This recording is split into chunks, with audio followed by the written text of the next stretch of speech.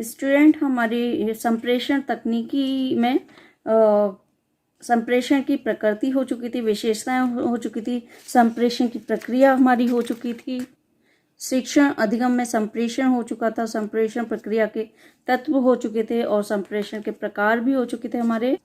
शैक्षिक संप्रेषण और लोक संप्रेषण हो चुके थे हमारे, और संप्रेषण में बाधाएं हो चुकी थी, किस तरह की बाधाएं आती हैं संप्रेषण में और बाधाओं पर किस तरह से विजय प्राप्त की जाती है, तो हमारी ये भी हो चुकी थी। उसके बाद हमारी संप्रेषण में मुद्रित एवं अमुद्रित माध्यम चल रहे थे, तो उसी के अंदर हमने देखे थे कि कौन कौन से माध्यम होते हैं, वो भी हमारे हो चुके थे। और बाकी मैंने आपको ये बताया था कि इस तरह से ये बना हुआ है, तो आप लोग इसे देखिए कि ये माध्यम होते हैं जिनके द्वारा संप्रेषण की प्रक्रिया होती है।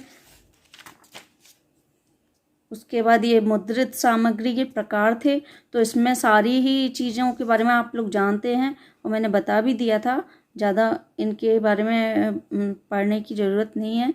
बाकी इसमें ये अभिक्रमित सामग्री, ये जानना ज़रूरी है, तो हम इसी के बारे में डिस्कस करेंगे। और इसके बारे में मैं पहले भी बता चुकी हूँ, लेकिन आज फिर से बता दूंगी क्योंकि ये ज़रूरी टॉपिक है, इसमें से क्वेश्चन आंसर आ जाते हैं। बाकी ये जो मुद्रित सामग्री है, इसके बारे में ज़्यादातर सभी लोग जानते होंगे, तो इसी के बारे में आज हम देखेंगे। अभिक्रमित सामग्री, अभिक्रमित अधिगम, ये है क्या? अभिक्रमित अधिगम होता है शिक्षण सामग्री को छोटे छोटे भागों में एक तार्किक क्रम में व्यवस्थित करने की क्रिया होती है। ये इसे हम अभिक्रम भी कह सकते हैं, इसे अभिक्रम तथा इसकी संपूर्ण प्रक्रिया को अभिक्रमित अनुदेशन या अभिक्रमित अध्ययन या अभिक्रमित अधिगम कहते हैं। तो ये क्या है अभिक्रमित अध्ययन क्या है, इसके बारे में जानेंगे हम। देखिए, अभिक्रमित अध्ययन के बारे अनुदेशन के बारे में मैंने आपको पहले भी बताया है। तो जो अभिक्रमित अनुदेशन होता है, अनुदेशात्मक क्रिया को अनुदेशन या मतलब खुद स्व अधिगम मतलब खुद सीखने में परिवर्तित करने की एक तकनीक होती है। अभिक्रमित अनुदेशन क्या होती है? अनुदेशात्मक क्रिया, मतलब जिसमें अनुदेश दिए जाते हैं, ऐसी क्रिया को अनुदेशन या स्व अधिगम मतलब खुद के द्वारा सीखने में चेंज करने की एक तकनीक है। इसमें विषय वस्तु को बहुत छोटी छोटी श्रृंखलाओं में विभाजित कर दिया जाता है। अधिगम करता इन्हें पढ़कर सही या गलत अनुक्रिया करता है, गलत अनुक्रियाओं को वो ठीक करता है, सही अनुक्रियाओं की पुष्टि करता है कि हाँ ये गलत अनुक्रिया है तो इसमें सुधार किया जाए, और जो सही अनुक्रिया है उसकी पुष्टि करता है कि हाँ ये सही है। मतलब अभिक्रमित अनुदेशन का अर्थ है किसी योजना के अनुसार कोई योजना बनाकर उसके अनुसार शिक्षण और अधिगम की क्रिया को साकार रूप प्रदान करना, और इसका लक्ष्य अधिगम को सौद्देश्य और स्थायी बनाना। इसका लक्ष्य क्या है? जिससे जो भी सीख रहा है छात्र या कोई भी सीख रहा है उसे एक उद्देश्य के साथ सिखाना और उसे स्थायी बनाना। पुराने समय में ये विधि भारत में और यूनान में बहुत प्रचलित थी। इसका जो स्वरूप था वो प्रश्नोत्तर था, मतलब ये विधि कैसे यूज की जाती थी? प्रश्न पूछकर, और इस विधि का प्रयोग रेखा गणित के शिक्षण में बहुत किया गया है। ये जो अभिक्रमित अनुदेशन है, इसका प्रयोग रेखा गणित के शिक्षण में बहुत किया गया है। अभिक्रमित अनुदेशन विधि के जनक अमेरिका के एक मनोवैज्ञानिक थे, V.F. स्किनर और क्राउडर। ये दो थे, दोनों ने मिलकर ही इस पे काम किया है। स्किनर ने सीखने की प्रक्रिया को बहुत गहनता से अध्ययन किया और अपने प्रयोगों के द्वारा उन्होंने यह निष्कर्ष निकाला कि प्रयत्न और सफलता प्राप्त करने में सीखने वाले को प्रोत्साहन मिलता है। इसमें प्रयत्न और सफलता प्राप्त करने से सीखने वाले को इसमें प्रोत्साहन मिलता है और वह सीखने में रुचि लेने लगता है। और इसके अभिक्रमित अनुदेशन के 5 प्रकार मैंने बताए थे आपको। रेखीय, उसे हम श्रृंखला अभिक्रम भी कहते हैं, शाखीय अभिक्रम, और तीसरा है अवरोह अभिक्रमित अनुदेशन है कहते हैं और फोर्थ है स्वनिर्देशित अभिदेशित अनुदेशन। पांचवा है कंप्यूटर आधारित अभिक्रमित अनुदेशन। तो ये 5 इसके प्रकार हैं। अभिक्रमित अनुदेशन के 5 प्रकार हैं, रेखीय, शाखीय, अवरोह अभिक्रमित अनुदेशन या और स्वनिर्देशित अभिदेशित अनुदेशन, और 5 है कंप्यूटर आधारित अभिक्रमित अनुदेशन। इसके 5 प्रकार हैं, याद रखिएगा, ये जरूर क्वेश्चन में आ जाता है, ये बहुत जरूरी है। और अनुदेशन का अर्थ पहले भी बताया है मैंने आपको। अनुदेशन का मतलब होता है आज्ञा देना या ज्ञान देना। ज्ञान को हम सुझाव के रूप में ग्रहण करते हैं। अनुदेशन शिक्षण प्रक्रिया का ही अंग है, क्योंकि अनुदेशन के बिना तो शिक्षण प्रक्रिया हो ही नहीं सकती, है ना। तो इसीलिए भारत में अभिक्रमित अनुदेशन की शुरुआत 1963 में इलाहाबाद विश्वविद्यालय में हुई थी। ये क्वेश्चन में आ जाता है कि अभिक्रमित अनुदेशन की शुरुआत भारत में कब हुई थी, तो 1963 में इलाहाबाद विश्वविद्यालय में इसकी शुरुआत हुई थी। और ये 3 जो इसके प्रकार हैं, वैसे 5 प्रकार हैं, लेकिन ये 3 बहुत जरूरी हैं, रेखीय, शाखीय और गणितीय। तो इनके बारे में क्वेश्चन आ जाते हैं। रेखीय जिन्होंने बनाया है BF स्किनर ने 1963 में, और शाखीय जिन्होंने इसका निर्माण किया वो है नॉर्मन ए क्राउडर, इन्होंने 1954 में किया था। और गणितीय इसके जिन्होंने ये इसका प्रतिपादन किया है या ये बनाया है, तो वो थॉमस F गिलबर्ट हैं, उन्होंने 1962 में इसका निर्माण किया या इसका निर्माण किया। तो ये 3 बहुत जरूरी हैं। इसमें से क्वेश्चन आ जाते हैं कि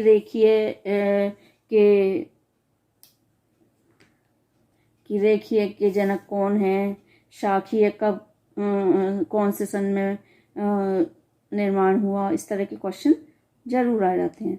तो ये बहुत ज़रूरी है, आप लोग देख लीजिएगा। चलिए अब जल्दी से इसे देख लेते हैं इसमें क्या है। और वैसे मैंने इसके बारे में पहले भी बताया, आप लोग चाहें तो मेरे पुराने वीडियोस देख सकते हैं, और आज भी मैं बता रही हूँ, तो आप लोग देख सकते हैं। ये ज़रूरी टॉपिक है, इसे ध्यान से सुनिएगा। चलिए, अभिक्रमित अधिगम।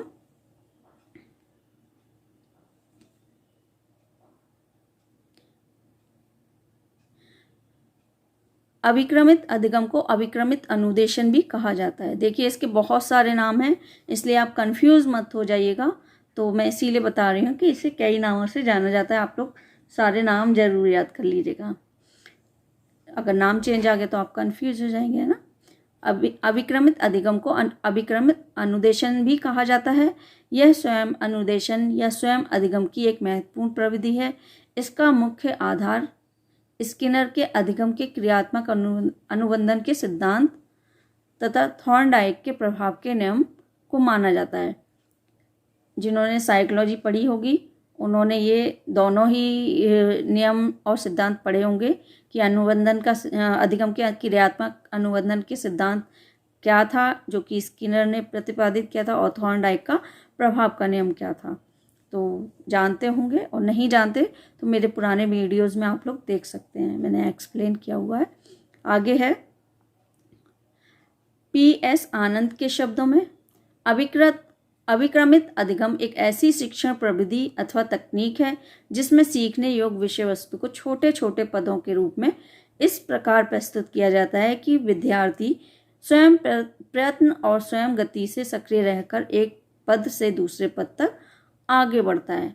मैंने बताया था ना, इसमें जो शिक्षण सामग्री होती है उसको छोटे छोटे, जो भी विषय वस्तु होती है उसको छोटे छोटे भागों में बांट दिया जाता है और एक तार्किक क्रम में लगा दिया जाता है। उससे क्या होता है कि एक एक करके हर कौशल में उससे छात्र को छात्र को सफलता प्राप्त होती जाती है। पहला पड़ाव पार किया, फिर दूसरा पड़ाव पार किया, फिर तीसरा, इसी तरह से विषय वस्तु को छोटे छोटे पदों के रूप में बांट दिया जाता है और उसे तार्किक क्रम में लगा दिया जाता है। देखिए, बहुत सारी चीज़ें एक साथ सीखने को दे दी जाएं तो नहीं सीख पाएंगे, लेकिन उसी चीज़ को छोटे छोटे भागों में करके एक एक चीज़ आपको सीखने को दे दी जाए तो आप सीख लेंगे। तो यहाँ वही चीज़ बताई गई है। आगे है, प्रत्येक पद पर उसे अनुक्रिया करनी होती है जिसकी सफलता का ज्ञान उसे तुरंत कराया जाता है। प्रत्येक पद पर उसे अनुक्रिया करनी होती है जिसकी सफलता का ज्ञान उसे तुरंत कराया जाता है। उसे यह फीडबैक दिया जाता है कि हाँ सही किया या गलत किया, है ना। शिक्षण सामग्री को छोटे छोटे पदों में तार्किक क्रम में व्यवस्थित करने की क्रिया को अभिक्रम तथा इसकी संपूर्ण प्रक्रिया को अभिक्रमित अनुदेशन या अभिक्रमित अध्ययन अथवा अभिक्रमित अधिगम कहा जाता है। देखिए ये कई नाम इसमें दिए हुए हैं ना, आप लोग ध्यान रखिएगा। अभिक्रमित अध्ययन की विशेषताएं, अभिक्रमित अध्ययन की महत्वपूर्ण विशेषताएं नीचे दी गई हैं, तो इसकी विशेषताएं ध्यान से पढ़ लीजिएगा। पहली है प्रारंभिक व्यवहार, दूसरी छोटे छोटे पद, तीसरी सक्रिय सहभागिता, अंतिम व्यवहार, प्रगति का तुरंत ज्ञान, स्वयं मूल्यांकन। तो ये इसकी विशेषताएं दी हुई हैं। प्रारंभिक व्यवहार कैसा है, उसके बाद छोटे छोटे पदों में इसे बांट दिया जाता है, उसके बाद सक्रिय सहभागिता, इसमें मतलब स्वयं करके सीखना है तो सक्रिय रहता है जो भी इस अनुदेशन अभिक्रमित अधिगम का प्रयोग करता है और इस तरह से तो वो सक्रिय रहता है। अंतिम व्यवहार, प्रगति का तुरंत ज्ञान कि कितनी उसने सफलता प्राप्त की। स्वयं मूल्यांकन, स्वयं मूल्यांकन मतलब वो देखता है कि हाँ मैंने सही से कर पाया या नहीं कर पाया। चलिए आगे देखते हैं।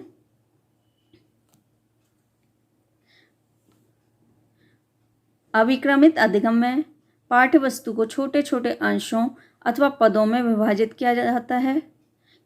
छात्र एक पद का एक बिंदु सीखता है, फिर अनुक्रिया करता है। अनुक्रिया के पश्चात की गई अनुक्रिया की जांच करता है। अनुक्रिया के पश्चात की गई अनुक्रिया की जांच करता है। देखिए अभिक्रमित अधिगम में पाठ्य वस्तु को मैंने बताया छोटे छोटे भागों में बांट दिया जाता है। छात्र एक पद का एक बिंदु सीखता है, मतलब एक क्रिया को पहले सीखता है, फिर अनुक्रिया करता है ना। एक क्रिया सीखने के बाद वो दूसरी क्रिया करता है या अनुक्रिया करता है। अनुक्रिया के पश्चात जब अनुक्रिया हो जाती है उसके पश्चात अनुक्रिया की जांच करता है। जांच करने पर यदि ज्ञात होता है कि उसकी अनुक्रिया सही थी तो वह अगले बिंदु या पद को सीखने के लिए अग्रसर हो जाता है। सीखने के पश्चात वह अनुक्रिया करता है, अनुक्रिया की जांच करता है। सही अनुक्रिया ज्ञात होने पर अगला पद सीखने के लिए आगे बढ़ जाता है।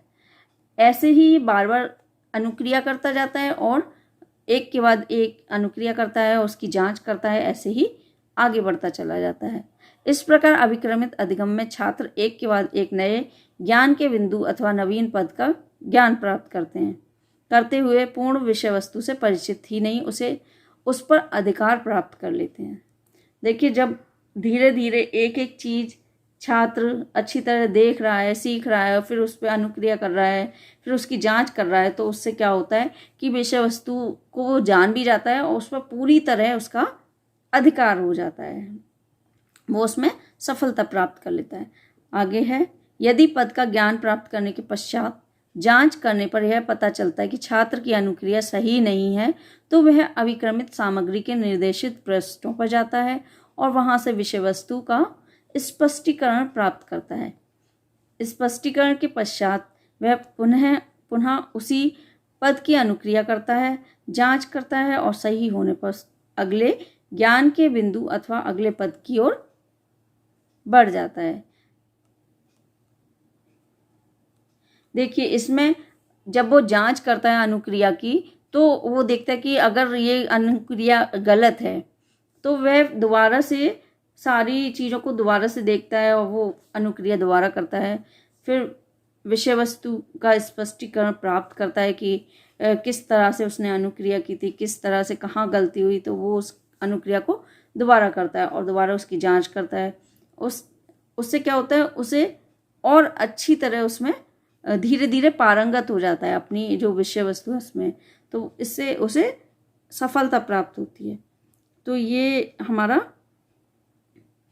उसके बाद वो अगले पद पे बढ़ जाता है। इसी तरह से सारे जितने भी छोटे छोटे पदों में से विभाजित किया जाता है वो सभी उसमें उसकी कमान हो जाती है, उसका अधिकार हो जाता है अपने सब्जेक्ट पे या किसी भी उस पे, तो इसमें अच्छी तरह वो सीख पाता है।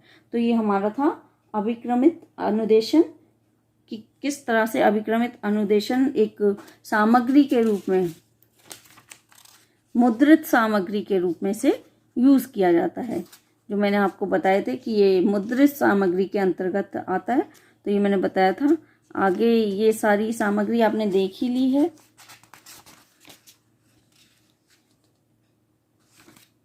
इनके बारे में बताने की ज़रूरत नहीं है। ये चार्ट, पोस्टर, डायग्राम ये सारे दिए हुए हैं, तो ये तो आप लोग देख ही लेंगे। ये ज़रूरी था तो ये मैंने आपको बता ही दिया है। बाकी ये देखिए आप, और कोई ऐसी ज़रूरी चीज़ नहीं है, बस एक ये ही मुझे लगी थी कि ये आपको थोड़ी सी टफ लगेगी, तो मैंने आपको बता दिया। बाकी हम कल अब देखेंगे। अब हम देख लेंगे इसमें कल मुद्रित सामग्री के लाभ और मुद्रित सामग्री की सीमाएं, ये देख लेंगे। छोटे छोटे से पॉइंट हैं, इन्हें देख लेंगे। माध्यम वगैरह ये दिए हुए हैं, छोटे छोटे से हैं। फिर देखते हैं आगे क्या करेंगे। ये हमारा टॉपिक ख़त्म तो भी हो जाएगा ज़्यादा। फिर ये दृश्य, श्रव्य साधन वगैरह हैं, तो इनमें कुछ ऐसा नहीं है। चलिए हम देखेंगे नेक्स्ट वीडियो किसका बनाते हैं।